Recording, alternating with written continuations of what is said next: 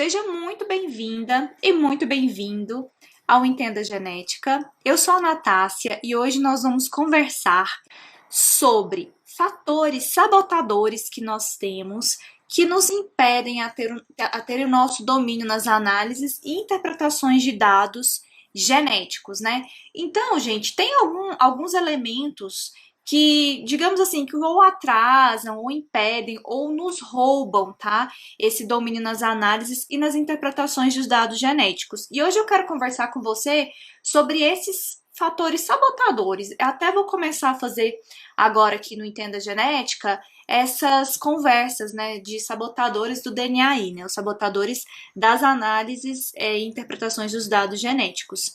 Então a gente tem alguns sabotadores e hoje eu vou conversar com você com base na Casa de Papel, que é a série da Netflix. Mas calma, se você não assistiu, não fique preocupado, não fique preocupada, que vai dar certo, você vai entender exatamente o que eu tô querendo dizer. Mas é porque eu gosto de ancorar em alguns exemplos, tá? Mas fica aqui comigo, quem assistiu, quem não assistiu. Quem não assistiu a quarta temporada, eu acho que tá na quarta, né? Teremos spoiler, teremos spoiler. Mas você vai conseguir entender exatamente o que eu estou falando para você. Quando a gente fala sobre esse roubo, né, nas nossas análises, nas nossas interpretações, da nossa pesquisa mesmo, a gente pensa então nesses sabotadores. E aparentemente, eles não estão no nosso controle.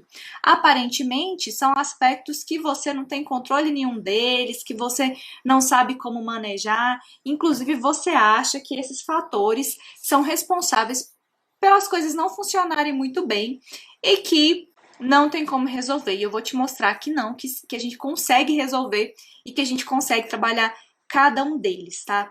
Primeiro, você precisa entender quais são os sabotadores que estão emperrando aí o seu domínio nas análises e interpretações dos dados. Eu vou elencar vários aqui, a gente vai conversar sobre 10 fatores sabotadores do DNA, mas pode ser que algum não seja o seu, pode ser que algum seja o seu. Manda para os amigos também, curte aqui o vídeo, compartilha, porque eu acho que pode ajudar algumas pessoas, tá? E aí, sobre isso, no final da nossa conversa, a gente vai mostrar para você um dos maiores arquitetos no roubo dessas análises, tá? Aquele que, tipo assim, aquilo ali você tem que dar um jeito de arrumar, porque senão não tem como, você não vai conseguir resolver as suas questões. Vamos para o nosso primeiro sabotador, tá? Uma das coisas que emperram as análises, emperram o seu domínio, é a utilização do dado bruto nas suas análises genéticas. Como assim, Nath? Não entendi o que você está falando. Muito simples. Muitas pessoas pegam o dado bruto ou do sequenciador, ou do gel ali de poliacrilamida, ou de agarose, ou então de uma PCR em tempo real, enfim, não sei qual marcador que você trabalha. Mas as pessoas tendem a pegar esses dados que são extraídos ali, seja de maneira automática ou manual, e utilizam nas análises sem trabalhar esses dados. Só que assim, gente, a maior parte dos dados genéticos que nós temos, que nós obtemos, eles precisam ser trabalhados. Você precisa olhar para esse dado, trabalhar. E vou te dar um exemplo sobre o que eu estou te falando. Por exemplo, quando você pega arquivos de sequência, né, de sequenciamento, que você vai fazer o seu alinhamento, você precisa fazer uma edição do alinhamento. Se você usar aquele alinhamento sem edição, sem a própria averiguação, né, sem olhar se aquelas mutações que você está vendo ali de fato tem no seu eletroferograma, você vai construir uma base de análise em cima de uma coisa completamente errada. Porque pensa, o que a gente faz quando a gente estuda genética, né, diversidade genética, ou quando você quer caracterizar alguma mutação, quando você quer fazer associação de mutação com algum fenótipo clínico de interesse, não importa. Para qualquer pergunta que você faça, a gente faz uma análise com base numa variação. E se essa variação estiver errada, se você tiver genotipado de maneira equivocada a sua variação ou sequenciado, e aí você pega e faz análise em cima daquilo, pensa, todas as suas análises estarão erradas, não importa se você colocou os parâmetros corretos ou se você fez as perguntas adequadas e as análises também corretas para responder essas perguntas, os seus resultados estarão errados e suas interpretações também, porque você vai estar interpretando em cima de uma coisa que não existe. É por isso que a gente gente precisa avaliar o dado genético bruto. Se você não faz essa avaliação, muito provavelmente você vai incorrer em erros, tá? Incorrer em erros. Por isso que esse é um dos primeiros elementos que eu digo que são sabotadores da sua análise, do seu domínio nas interpretações. A segunda coisa, que é um ponto muito delicado, é quando você não sabe a natureza do seu marcador molecular. Como assim, Nath? Não sei a natureza do meu marcador molecular? É claro que eu sei, eu tô trabalhando com ele, eu sei o que é. Não necessariamente. Muitas pessoas, elas até sabem, por exemplo, a parte que eu tô trabalhando aqui do DNA, ela é expressa, ela vai expressar então, lá na frente na cascata, em conjunto, eu vou ter uma proteína no final. Ou então, não é expressa. E aí, até aí tudo bem. Só que quando você vai fazer a análise dessas regiões expressas e dessas regiões que não são expressas, você trabalha com elas diferentes. Porque pensa bem, quando a gente tem a nossa análise com base numa região que ela é expressa, a gente tem o códon. O que é o códon? Ele é uma trinca, são 3 nucleotídeos ali que vão, então, codificar um aminoácido, tá? Então, cada trinca refere-se a um aminoácido. Se você vai fazer uma edição no seu alinhamento e por um acaso você corta essa trinca aqui, porque você não considera que a sua região é expressa, você vai mudar todo o frame de leitura. Então, por exemplo, era para começar a edição aqui, ó. E você tem uma região que é codificante, tá bom? Aí o que você faz? Você começa bem aqui, corta no meio do códon, porque você não considerou o códon para sua análise. O que vai acontecer?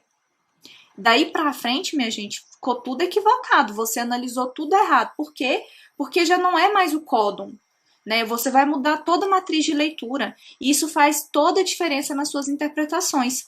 Quando a gente está avaliando regiões não expressas, a gente já não tem tanto esse problema na nossa edição de alinhamento, tá? Outra questão de não saber a natureza do marcador.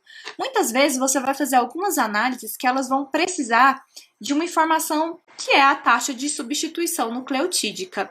Então, para você entender isso, para você buscar, você tem que saber se o seu marcador, por exemplo, é de origem expressa ou não. Você vai ter um tipo de taxa de mutação. Mas, por exemplo, se é uma taxa de mutação de um bicho, será que você tem essa espécie que você está estudando? Ah, não tenho, então eu preciso buscar uma espécie irmã. Então a gente tem que entender isso. Se você está trabalhando com microsatélites, a sua taxa de mutação vai ser muito maior, porque esses marcadores moleculares, eles têm uma taxa maior de mutação porque eles ocorrem em regiões não expressas do DNA. Então, tudo isso modifica e em muito as suas interpretações e as suas análises. Então, você precisa saber da natureza do seu marcador molecular. Outro sabotador, que é muito simples, muito tranquilo, mas que a gente negligencia bastante. Você precisa fazer leituras. Você vai falar, eu tô cansado de escutar isso, mas é porque a gente cansa de ouvir e não faz. Gente, headline de artigo, por exemplo, não é leitura. Hoje eu fico muito impressionada com a nossa capacidade de saber da informação de tudo, saber conclusão de tudo, em cima de uma headline de artigo. Então você olha lá o título e pronto, você já entendeu o que os autores fizeram em 5, 10 anos de trabalho. E as coisas não são assim. Então, ler headlines de artigos sabotam o seu domínio nas análises. Quando você está estudando e avaliando uma pesquisa, quando você quer fazer essa imersão, a gente precisa fazer um tipo de leitura que eu chamo de leitura inteligente, e eu já conversei com vocês aqui em outras oportunidades sobre o que é uma leitura inteligente de artigo. Deve estar em algum canto por aqui no nosso canal, vocês deem uma olhadinha, porque é bastante interessante. Você vai começar a ler os artigos com um objetivo, não simplesmente tipo, eu tenho que ler, deixa eu ler aqui. Não é isso, tá? Então, aqui a gente está com base na Casa de Papel, vamos pegar os nossos personagens como exemplo. Por exemplo, a Nairobi, ela é uma personagem lá que ela é muito minuciosa, eu gosto bastante dela. Então, ela sempre está envolvida em alguns processos. Em algumas temporadas do seriado, ela estava envolvida na produção de dinheiros falsos. Em outra, ela estava envolvida na última agora, né, em derreter um ouro, porque eles estavam, então, na Casa da Moeda, e essa equipe, né, a Casa de Papel, ou La Casa de Papel, né, como é o nome da série, ela a história basicamente são vários assaltantes, tá? Que tentam então fazer um grande roubo e eles acabam se tornando os mocinhos da história. Então, traçando um paralelo com isso, a Nairobi, ela vai a fundo. Ela sabe como é que é o processo de derreter o ouro, porque nessa última temporada eles têm que levar o ouro para fora. Ela sabe como ela vai falsificar um dinheiro. Ela vai profundamente naquilo ali. Por quê? Porque ela não lê headline. Ela entende do processo, e ela entende do processo porque ela estuda o processo. Quando você faz uma leitura inteligente, você vai ver qual que é a pergunta, resumidamente porque a gente já tem esse conteúdo aqui. Você vai pegar a pergunta do artigo e vai ler artigos, inclusive, que se assemelham com aquilo que você está estudando, tá? Pega a pergunta dele, vê quais são as análises que esses autores fizeram para responder a essa pergunta, quais foram os principais resultados que eles tiveram, qual foi o valor numérico desse resultado, o p-valor e as interpretações que eles tiveram para cada uma dessas análises. E faz um plano, cara. Pega o artigo e faz um plano. Então, você vai pegar e começar com a pergunta, aí você coloca as análises como se fossem cochetinhos mesmo, sabe? E aí quais foram os resultados para cada análise e quais foram as interpretações para cada análise. Se você fizesse a leitura inteligente como que se fosse uma ficha catalográfica da sua leitura, pensa o como isso vai te ajudar, tanto nas suas decisões, das suas análises que você está fazendo, tá? Quanto nas suas interpretações dos dados. Você vai ganhar inteligência, input aqui, ó, para você fazer isso de uma forma mais orgânica, não sendo de um jeito tão pesado. Leitura de helps de programa. Como a gente negligencia isso? Esse é outro aspecto e sabotador do nosso domínio nas análises. A gente não lê help de programa, a gente não lê tutorial de programa. O que a gente faz? A gente vai apertando para ver se dá certo. Essa é uma das coisas que nós fazemos com muita maestria, inclusive. Por quê? Porque a gente pensa o seguinte, não é muito difícil. A maioria dos helps estão em inglês. É muito difícil eu conseguir entender o que ele tá falando. Então eu vou enfiar aqui o dedo mesmo e vou apertando e vai que vai. Não, não é vai que vai. Os helps, gente, eles são, nossa, aliados do seu trabalho. Se você souber quanta coisa bacana tem no help de programa, você nunca mais vai querer largar dele, vai ser seu melhor amigo. Eu indico muito o help, por exemplo, do programa Arlequim. Gente, aquele help do programa Arlequim é como se fosse um livro, de verdade. Os autores, o Excoffier, que é o desenvolvedor do programa, né? Ele explica cada pormenor, ele explica cada tipo de análise, qual análise é aplicada, por exemplo, para os SNPs, para sequências, para RAPD, RFLP, AFLP, microsatélites, olha a infinidade de coisas aqui, já pautando na natureza do marcador microsatélite, que foi... microsatélite não, esquece, borracha, do marcador molecular, que foi o que eu te falei, que é muito importante para você, tá? Então, help de programas são aliados, são amigos. Você acha que o professor da Casa de Papel ia conseguir fazer alguma coisa se ele não tivesse lido o help das coisas, se ele não tivesse lido todo o funcionamento da Casa da Moeda, por exemplo, né? Se ele não soubesse como conectar as coisas, não, possivelmente eles não teriam o sucesso que eles tiveram. Então, lembre-se que a leitura dos artigos é sim muito importante, essa leitura direcionada, mas vai no help do programa e depois me conta aqui o que você achou. Eu tenho certeza que vai falar assim, Nath, tão simples porque não fiz antes, mas é assim mesmo. Ponto sabotador, eu acredito que número 5 da nossa conversa. Não colocar a mão na massa. Não ir para o campo de batalha. Porque, gente, como a gente tem medo, né? E como a gente posterga isso. É incrível. Eu tava conversando sobre isso com um amigo meu. Sobre como a gente tem medo de fazer a análise. Sabe? A impressão que tem é que a nossa vida depende disso, assim, ferozmente. E não é verdade. Não é verdade. A gente fica com medo tão grande de errar, com medo tão grande de travar. E se você não vai fazer, você nunca vai aprender, tá? Então, eu gosto muito do exemplo aqui do Berlim. Berlim, ele é um dos que arquitetaram ali, um dos personagens que arquitetou o plano lá de La Casa de Papel. né? Então ele é inteligentíssimo, gente. Só que ele é muito sagaz. Por quê? Quando ele foi fazer o plano dele, especialmente nessa última temporada, que eles estavam invadindo a Casa da Moeda, o que o safado fez antes? Sim, ele foi lá na Casa da Moeda, entrou dentro, fingiu ser um ser humano que queria conversar com o governador da Casa da Moeda, que é quem coordenava tudo lá, o chefão, e foi inclusive verificar quem era o segurança, qual era o perfil do segurança, que é o Gandia, que vai dar um grande trabalho. E ele já chegou pro professor, né, que é quem gerencia tudo, e falou: ó, a gente vai ter problema com esse cara aqui. Mas por que ele sabia que ele ia ter problema com aquele cara? Porque ele foi lá dentro, ele olhou, ele observou. Então, quando você coloca a mão na massa, você vai para o campo de batalha, você consegue observar. Se você travar numa análise, você consegue estabelecer uma busca, tipo, quem que eu vou procurar? Aonde eu vou olhar? Vou no YouTube? Vou no Entenda Genética? Vou mandar mensagem para a Nath? Vou mandar mensagem para um amigo? Vou tentar de novo? O que eu posso fazer para mudar? Entendeu? Se eu estou, por exemplo, fazendo alguma análise e eu não consigo fazer a convergência dela, como eu posso melhorar isso?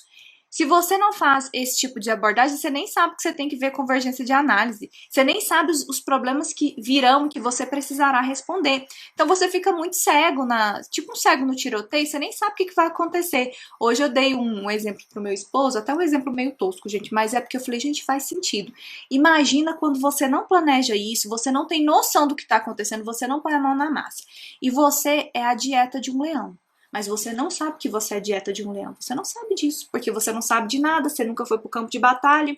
Aí um dia você resolve, no horário da refeição dos leões, ir comer uma framboesinha. Tudo bem que não tem framboesa na África, eu sei, mas é só a título de exemplo. Aí você vai lá e come uma framboesa, muito maravilhoso, muito maravilhosa, e tá lá saboreando a framboesa e o leão te come.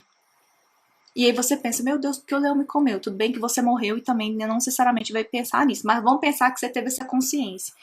Mas não é uma inocência você achar que isso não ia acontecer?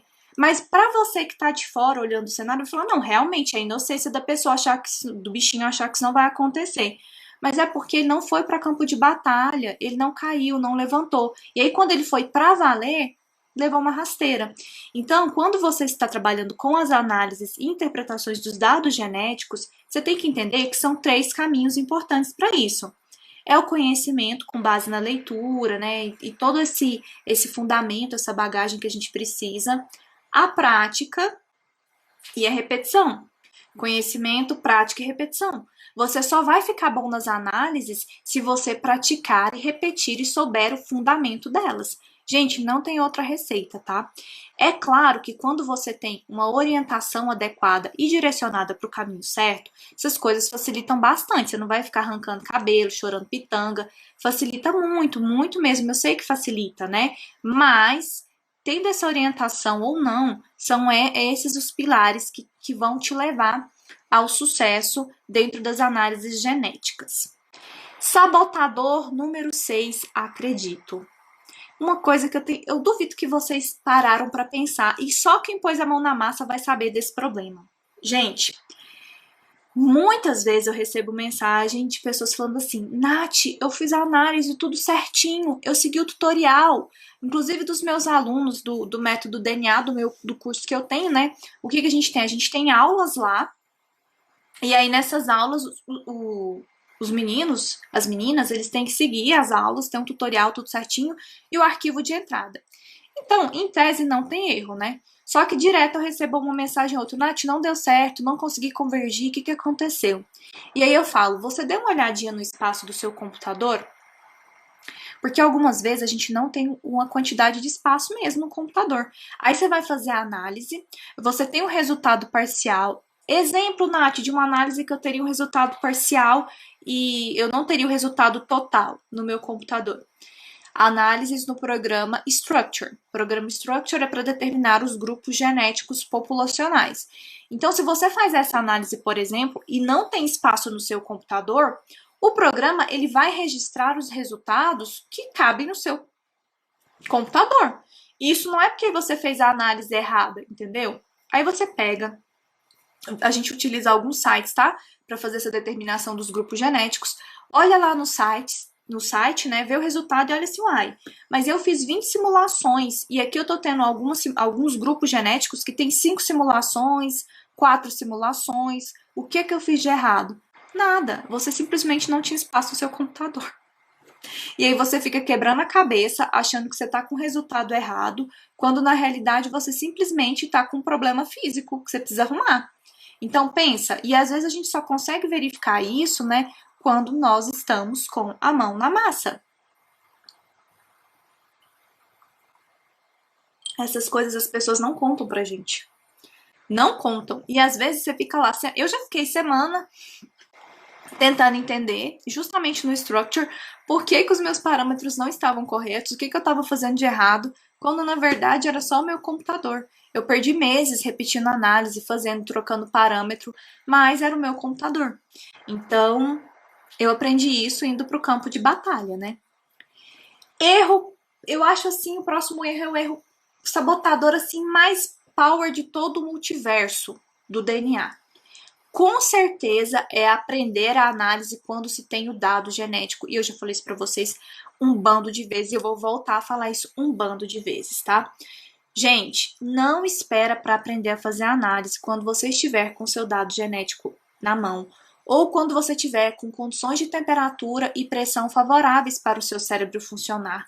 Não faça isso com você, porque o seu eu do futuro vai voltar e falar obrigada por não ter feito isso, obrigada por ter começado antes. Por quê? Porque análises com dados de DNA não são apenas, essas análises não são apenas seguir um tutorial, tá? Então, o fato de você seguir o tutorial não necessariamente garante que você vai ter sucesso na análise. Por quê? Porque o meu dado é de um jeito, o seu dado é de outro. Então, por mais que eu possa fazer um tutorial para você e você vai correr e você vai aprender com aquilo, não necessariamente você vai conseguir masterizar. Porque cada dado tem uma característica. Eu te falei da natureza do marcador molecular. Eu te falei que um dado, uma região de DNA expressa, ela é pensada de uma forma nas análises. Uma não expressa é de outra maneira. Então, seguir o tutorial, muito bom. Mas a sua análise não é só seguir tutorial. E seguir tutorial também tem outro aspecto. Você tem que pensar na inteligência que tem ali por trás, tá? Não é só seguir tutorial e muito menos help de programa.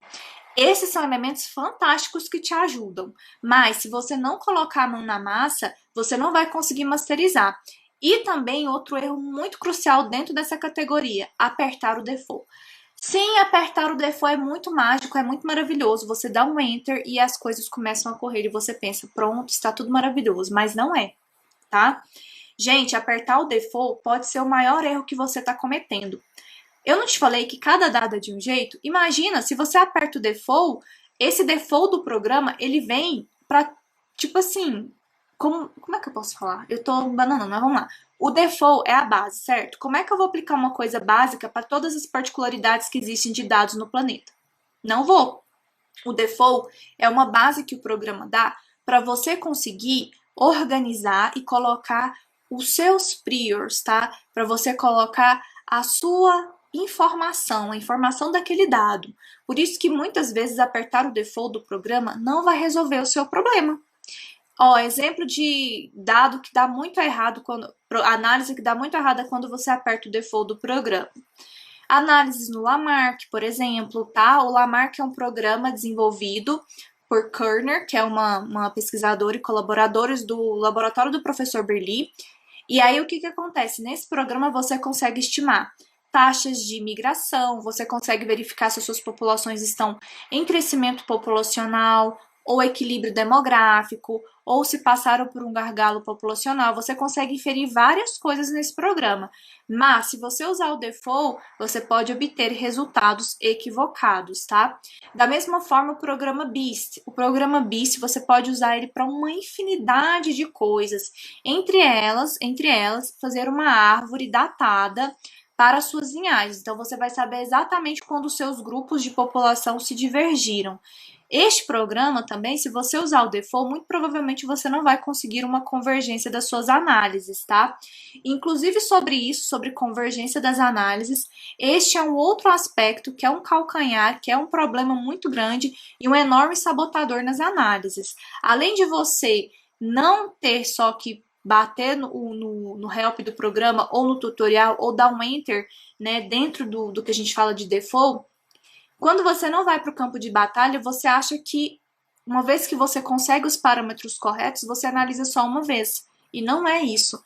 Muitas análises em genética de populações, filogeografia, caracterização dos dados genéticos, né? Várias análises você precisa modelar. Como assim, Nath, modelar? Isso significa que você precisa repeti-las muitas vezes. E é porque está errado? Não, é porque a gente está tentando acertar os melhores parâmetros para ajustar aquela análise de uma maneira muito fina e delicada. É como se você estivesse pegando ali uma ferramenta, tá, uma chave de fenda e estivesse ali parafusando, né? Um parafuso ali, arrumando tudo certinho para que você tenha a melhor análise possível, aquela análise mais robusta e com convergência. A gente já fez uma aula aqui sobre convergência nas análises, já está disponível, eu converso certinho sobre quais parâmetros você tem que observar para convergência em várias análises. Mas, dentro dessa categoria de não colocar a mão na massa, de não fazer o treino com os dados antes, tem essa parte da modelagem. Então, não se engane achando que peguei meu dado genético, já sei quais são os parâmetros e eu vou acertar de primeira. Porque não é simplesmente uma questão de acertar de primeira, é uma questão de você fazer a modelagem, de você fazer o ajuste fino dos parâmetros necessários dentro daquilo que você está se propondo a analisar. Ok. Vamos para um ponto delicado também dos sabotadores aí, de elementos que podem roubar o seu domínio nas análises e interpretações dos dados genéticos. Gente, não ter um plano C. Sim, eu não estou falando nem de um plano B. Aliás, não ter um plano B e talvez não ter um plano C. Eu pulei que eu já fui direto pro C. Não ter um plano B e um plano C. Ó, você não pode contar com esse plano A. Você tem que ter na manga um plano B e um plano C. Quando você entende dos processos, quando você entende o que tem por trás, porque quando eu falo para você domínio nas análises e interpretações dos dados, não é simplesmente você saber fazer todas as análises do planeta, é você saber fazer escolhas, entender os processos, é não ficar joguete da mão de ninguém. Então, tenha um plano B, tenha um plano C. Por que eu tô te falando isso? Porque geralmente, quando a gente está fazendo alguns trabalhos, né, nós estabelecemos parcerias. E eu tenho algumas questões com as parcerias. Não sou contra parcerias, sou muito a favor das parcerias e eu acho que as colaborações, elas podem ajudar e enriquecerem muito o nosso trabalho. Então, às vezes você está trabalhando com uma questão ecológica muito distinta usando os dados genéticos, mas você é um geneticista. E pode ser muito interessante que você chame um ecólogo para trabalhar com você. De repente você está caracterizando aí uma mutação que está associada com alguma questão fenotípica clínica, pode ser de bom tom que você chame um colaborador, um médico, fisiologista na área, um especialista. Então, isso acrescenta muito. Só que a gente tem alguns probleminhas dentro das parcerias. Você pode escolher uma parceria equivocada, tá? Então, você acha que ele domina pra caramba uma área que você pensa que você não domina, mas ele não domina. Só que você não sabe isso porque você não tem o domínio nas análises, nas interpretações dos dados. O que eu quero dizer com isso? Quando você tem esse DNA, que eu chamo assim, você já fica em alerta, você já olha e fala, cara, eu sei mais ou menos como funciona isso daqui, mas eu quero uma parceria para me ajudar, e esse cara saca do que ele tá falando, eu vou chamar ele pra gente colaborar junto. Ok. Mas se você não tem essa visão, você pode olhar para uma pessoa, ela pode falar muito bem, e aí você olha e fala, não, eu vou chamar esse cara porque ele saca demais. Mas você nem sabe que ele saca demais. Às vezes ele está falando coisa errada, mas como você não conhece o processo, você acredita que ele está falando as coisas certas. E aí você pode depois ter um problema para contornar. Parceria também, problema número 2. Quando você tem alguém que ele até sabe o que faz, ele até pode sim contribuir com você, mas ele é descompromissado. Então, você tem um prazo para entregar suas coisas, você tem um prazo, por exemplo, para rodar análises que dependem dessas análises prévias, ou você precisa começar as interpretações dos seus dados genéticos, você precisa buscar na literatura, começar a escrever, defender seu TCC, seu mestrado, seu doutorado, enviar algum relatório para a empresa, enfim. E essa parceria descompromissada, ela perturba o sistema, porque no final das contas você vai ter que dar conta. E isso é muito complicado, fica muito ruim, porque aí você não explora da maneira adequada que você poderia e ainda tem que resolver um pepino. E tem uma outra categoria, que são as intercorrências. Às vezes você tem uma pessoa muito boa te ajudando, mas intercorrências podem acontecer. Essa pessoa pode ficar doente, essa pessoa pode mudar de local, essa pessoa pode não querer mais mexer especificamente com essa área, essa pessoa pode simplesmente ter morrido, gente. Isso acontece. Ah, você está sendo negativa. Não, não é isso. Eu estou só falando que intercorrências podem acontecer. Então, quando você tem noção, quando você tem o domínio da área, quando você sabe como andar por ali, essas parcerias ou esses escorregões você consegue evitar. Por exemplo, lá em La Casa de Papel, a gente tem uma pessoa fantástica, um personagem fantástico que é o Palermo. O Palermo, ele ajudou a arquitetar o plano junto com o professor e junto com Berlim de como invadir a Casa da Moeda. Então você imagina a inteligência e sagacidade desse cara. Ele é muito inteligente e muito sagaz. Só que ele tem um problema de ego muito grande. Então se ele não tiver no controle, se ele não for o primeiro autor, se ele não tiver ali na frente, ele pode sabotar todo o processo. Então, ele é aquela parceria bomba-relógio, né? Você não sabe se pode confiar ou se não pode confiar. Então, dependendo do contexto, você pode ter um Palermo na sua vida. E aí, se você não tem o domínio nas análises, se você não tem uma consciência mínima, né, de como você pode lidar com esses dados genéticos, de quais são os passos que você precisa tomar, você pode acabar como a Nairobi, se tornando refém de alguém, tá? E aí isso não é legal, não queremos isso para vocês, né? Aspecto também muito relevante que a gente tem que contabilizar e que são sabotadores do nosso domínio nas análises. O atraso nas coletas de dados. Sim, e isso aí é muito complexo, a gente tem que contar que isso vai acontecer. Quer ver, gente? Para pensar, a gente está agora em pandemia. Talvez você traçou o seu projeto antes da pandemia acontecer. Aí entra aquela questão do plano B e C, né? Ou você começou agora e pensa, não, a pandemia vai acabar e eu vou ter o tempo suficiente para conseguir coletar os meus dados com tranquilidade. Não podemos contar com isso. A gente tem que incluir o atraso nas coletas dos dados como algo plausível de acontecer e não esperar que ele aconteça. Então você tem que aprender a ler cenários, porque olha só, coletar os dados, né, ir para a bancada, fazer a extração de DNA, processar tudo aquilo, demanda muito tempo. Muito tempo também demanda a sua análise desses dados e muito tempo também a sua interpretação. Então você precisa estabelecer estratégias, tá?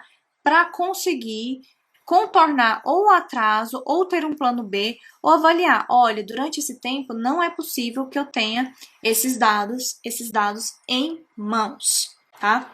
E isso implica em você ter algumas habilidades, como a leitura de cenário. Quando você tem o domínio nas análises, tá? E nas interpretações dos dados genéticos, você consegue fazer uma leitura de cenário.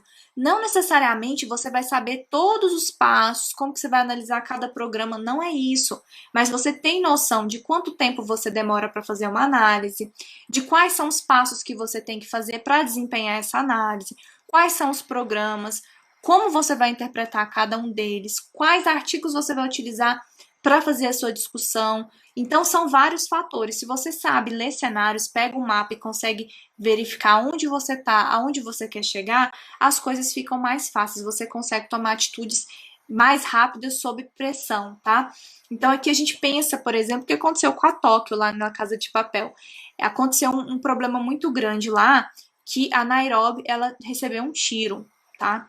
E o pessoal ali começou a brigar sobre quem iria salvar Nairobi.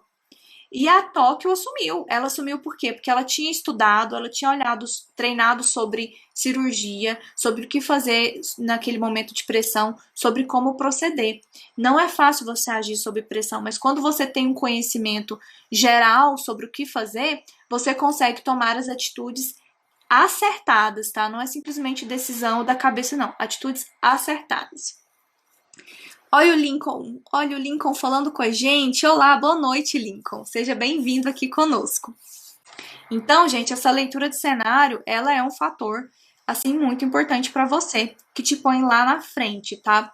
E eu acho que o conselho mais sábio que eu posso dar para você sobre todas as questões de análise e interpretações de dados genéticos é não contar com o ovo no da galinha.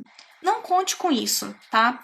Então, não conte que o seu supervisor, seu orientador, o seu chefe vai mexer para você o doce. Não conte que os dados estarão prontos quando você depende de alguém para te entregar. Não conte que você estará com tudo, digamos assim, em condições perfeitas para você começar a sua análise.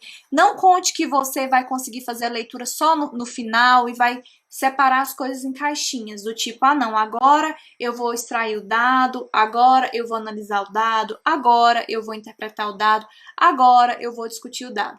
Não conte com isso. Não conte com o ovo nu da galinha. Acho que essa é com certeza uma das dicas mais preciosas que eu posso dar para vocês, né? E novamente, vamos lembrar que quando a gente está conversando sobre esse universo das análises genéticas, essas habilidades elas são adquiridas. Eu não nasci sabendo isso. Eu aprendi, eu adquiri por quê? Porque eu estudei, então eu fui na prática do conhecimento, depois eu pratiquei, coloquei aquilo em prática e eu repeti. Então é aquele loop, né? Conhecimento, prática e repetição. Conhecimento, prática e repetição. E aí você deve estar se perguntando, beleza, Nath, entendi esse bando de sabotadores, falei até mais que 10 aqui, né? Mas então o que não seria um sabotador do domínio nas análises e interpretações? Eu quero saber o que não seria, porque agora você já me falou o que é, o que não é. Pensa naquilo que não te leva para resultado. Então imagine só que você quer escalar uma montanha, tá? O seu objetivo é chegar no pico daquela montanha e você carrega várias coisas para você conseguir chegar lá. Você precisa carregar mantimentos, você precisa de uma boa corda, uma boa estrutura para fazer a sua segurança, você precisa da roupa adequada, do sapato adequado, você precisa de um plano, estabelecer suas metas. E aí você vai subir toda aquela montanha com todo esse peso, todo esse preparo nas costas. O que você está levando que não te leva lá em cima? Esse é um exercício que você tem que fazer. Eu não sei como é que é a sua realidade, onde você tá, mas faça esse exercício. Aquilo que não te levar para resultado, tá, gente? Corta. Corta, porque isso é só peso, é só perder tempo e não queremos isso, né? A gente tem que saber quais são os nossos sabotadores, e de repente nem são todos aqui que eu falei para você que são os seus sabotadores, mas você precisa diagnosticar os seus sabotadores para que você tenha êxito naquilo que você quer, que você tenha êxito no seu objetivo, tá? Um dos sabotadores que eu deixei aqui para o final, que seria um sabotador bônus, eu nem falei para vocês, mas é o tempo. E sobre o tempo, eu vou conversar com vocês amanhã na nossa live de 8 horas da noite. Então, nós conversaremos sobre o tempo mais aprofundado, porque o tempo realmente é um elemento sabotador, assim, daqueles high-tech maior de todos do planeta, tá? Então, saiba com quem você está trabalhando, saiba quais são, digamos assim, os sabotadores, como é que está a sua equipe das suas habilidades. Eu não estou falando aqui de terceiros, eu não estou falando aqui de um colega, eu não estou falando aqui de um ambiente de trabalho, eu estou falando dentro do seu universo. Quais são os sabotadores que você tem, quais são os que você não tem, quais são as habilidades que você tem, como você pode trabalhar com esse conjunto de elementos que você dispõe para você. Agora é o seguinte, tem um aspecto que eu falei lá no começo da nossa conversa, que é o sabotador more, né? Que de todos esses sabotadores que eu elenquei, é aquele que realmente é um pé ali naquele lugar que só te atrapalha, tá? E agora que a gente conversou sobre todas essas bases, eu vou te contar quem é esse sabotador, né? Quem é o sabotador que atrapalha tudo? Você. Sim, é você. Eu sei que é triste falar isso, mas você tem uma superstar aqui no peito de sabotador mor, porque várias vezes são as nossas escolhas equivocadas, a nossa falta de habilidade em ler cenários, em entender os processos que nos tornam os maiores sabotadores do nosso domínio nas análises e interpretações de dados.